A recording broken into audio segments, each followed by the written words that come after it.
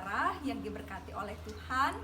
Jumpa lagi dalam program Morning Call GPIB bersama saya Pendeta Ana Cesida Butar, Pendeta Jemaat GPIB Jemaat Immanuel Batam, Pospelkes Nehemia Pulau Kubung.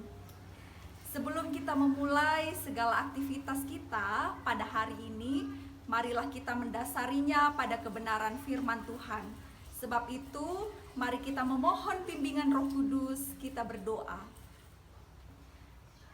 Ya Allah, yang kami kenal di dalam Yesus Kristus, kami mengucap syukur atas pertolongan-Mu bagi kami sepanjang malam, dan kami hari ini boleh melihat hari yang baru dan akan menjalankan aktivitas kami sepanjang hari ini. Namun sebelumnya kami akan mendengarkan sabda-Mu supaya kami menjalani aktivitas dengan penuh sukacita dalam kebenaran-Mu dan kekuatan-Mu. Tolonglah kami Tuhan dengan kuasa Roh Kudus dalam membaca dan merenungkan sabda-Mu. Amin. Bapak, Ibu, dan saudara-saudara yang diberkati oleh Tuhan, firman Tuhan yang menjadi renungan kita hari ini adalah dari 2 Raja-Raja 7, ayat yang pertama hingga dengan ayat yang ke-16. 2 Raja-Raja 7, ayat yang pertama hingga dengan ayat yang ke-16. Yang menjadi ayat perenungan kita pada hari ini adalah ayat yang ke-16.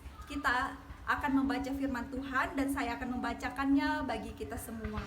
Firman Tuhan mengatakan, "Maka keluarlah penduduk kota itu menjarah tempat perkemahan orang Aram, karena itu sesukat tepung terbaik berharga sesikal dan 2 sukat jelai berharga sesikal sesuai dengan firman Tuhan." Demikianlah firman Tuhan, terpujilah Kristus, haleluya.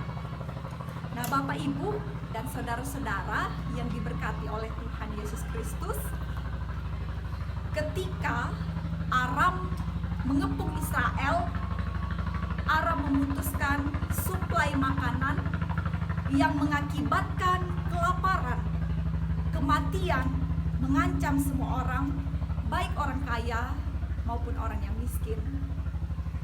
Nah, Bapak Ibu, di tengah-tengah situasi kelaparan ini, lalu Nabi Elisa menubuatkan bahwa kekurangan makanan akan segera berakhir dan harga bahan pokok akan menjadi murah. Nah, Bapak Ibu, ini juga menjadi pertanda bahwa pasukan Aram akan dikalahkan oleh Tuhan.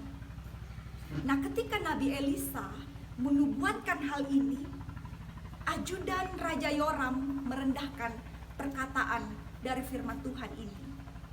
Ajudan tidak mempercayai firman Tuhan ini, bahwa Tuhan bisa melakukan apapun. Nah, Bapak Ibu, kenapa ajudan Raja Yoram ini tidak percaya akan kekuatan Tuhan? Karena mereka merasa pasukan ini sangat kuat. Pasukan mereka sangat kuat. Mereka merasa diri hebat, sehingga mereka tidak mempercayai Tuhan Allah bisa melakukan apapun untuk dapat menyelamatkan orang Israel. Nah, Bapak, Ibu, dan saudara-saudara yang diberkati Tuhan, lalu ada 4 orang kusta yang putus asa di dalam cerita kita. Karena apa? Kelaparan, dan mereka menerobos masuk perkemahan pasukan Aram. Tetapi apa, Bapak, Ibu, dan saudara-saudara? Mereka dipakai untuk memberitakan pertolongan Tuhan bagi Samaria. Mereka dipakai Tuhan untuk memberitakan pertolongan Tuhan bagi Samaria.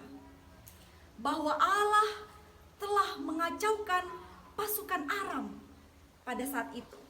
Sehingga apa? Pasukan Aram meninggalkan perkemahan dengan segala isinya begitu saja.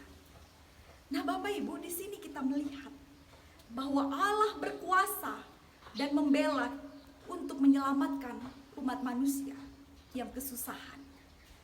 Nah, singkat cerita, Bapak, Ibu, 4 orang kusta ini melaporkan kejadian ini pada raja. Akhirnya yang terjadi adalah orang-orang Samaria pun beroleh jarahan yang banyak di tengah kelaparan. Nah, artinya apa Bapak Ibu? Firman Tuhan yang disampaikan oleh Elisa melalui nubuatan tadi itu benar-benar terjadi. Di sini kita bisa melihat bahwa firman Tuhan, janji Tuhan itu pasti digenapi. Nah, sedangkan Bapak Ibu, ajudan tadi yang meremehkan perkataan dari Nabi Elisa harus menanggung akibatnya. Dia mati terinjak-injak. Meremehkan firman Tuhan, meremehkan kuasa Tuhan akan membawa kita pada kebinasaan. Nah, Bapak Ibu dan saudara-saudara yang diberkati oleh Tuhan, apa yang bisa kita renungkan melalui cerita hari ini? Yang pertama, saya mengajak kita bersandarlah kepada Allah senantiasa dalam keadaan apapun. Bersandarlah kepada Dia. Jangan bersandar pada kekuatan kita sendiri. Karena apa? Karena Tuhan senantiasa membela dan menyelamatkan kita.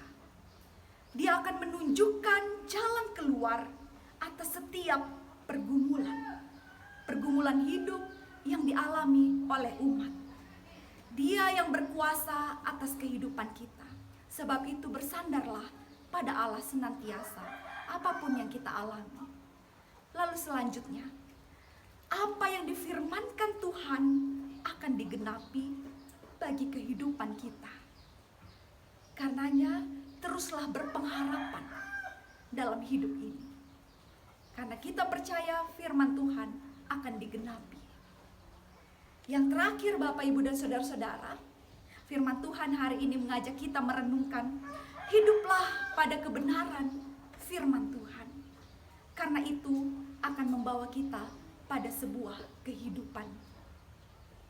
Bapak Ibu dan saudara-saudara, demikianlah firman Tuhan. Amin.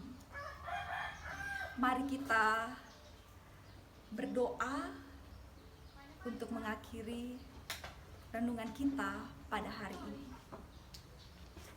Mari kita berdoa. Kami telah mendengar sabda-Mu Tuhan.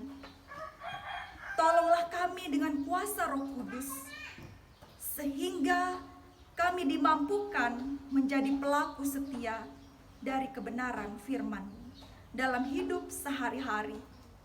Berkati kami anak-anak-Mu Tuhan sepanjang hari ini dalam setiap aktivitas yang kami lakukan. Serta berikanlah kesehatan dan kekuatan kepada kami. Berkatilah segala pekerjaan anak-anak-Mu. Ampuni dosa dan pelanggaran kami Tuhan, serta peliharalah kami dalam kasih-Mu. Amin. Bapak, Ibu, dan saudara-saudara, demikianlah Morning Call hari ini. Salam sehat untuk kita semua. Tuhan Yesus memberkati.